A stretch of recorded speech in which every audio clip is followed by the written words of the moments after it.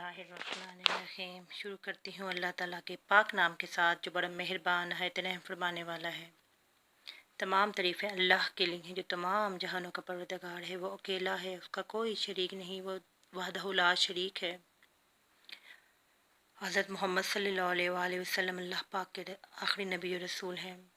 अल्लाहुम्मा सल्लि अला मुहम्मदिन व आलिहि व बारिक वसल्लिम। दुरूद व सलाम हो आप सल्लल्लाहु अलैहि वसल्लम पर और आप सल्लल्लाहु अलैहि वसल्लम की आल पर। आज मैं आपको दौलत इज़्ज़त और जान की हिफाजत के अमल के बारे में बताऊंगी। हज़रत अब्दुर्रहमान बिन औफ के बारे में कि वो इन दौलत इज़्ज़त और जान की हिफाजत के लिए कौन सा अमल करते थे।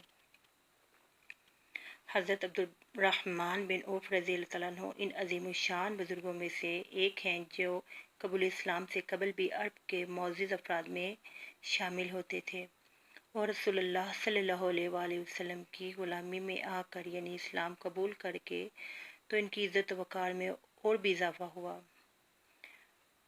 आपने बहुत फरागी के दिन देखे, यानी ज़िंदगी में हर आसाइश पाई, फिर सच्चाई को कबूल करने के पादाश में सख्तियाँ भी देखनी पड़ी, लेकिन इसके बाद अल्लाह ताला ने जल्द ही दोबारा आपको आसाइश और फरागी की ज़िंदगी अता कर दी।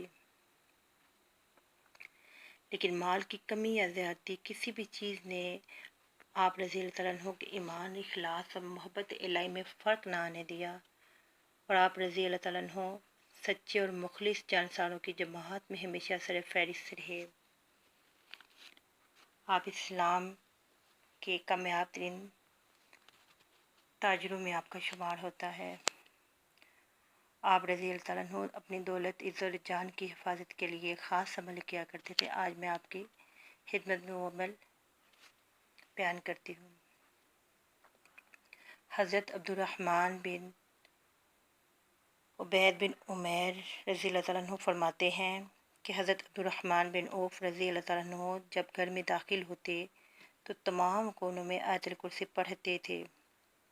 और हज़रत अब्दुर्रहमान बिन औफ क्यों आयतुल कुर्सी पढ़ते थे, इसकी दो वजूहात हैं। इसकी दो रीज़न हो सकती हैं।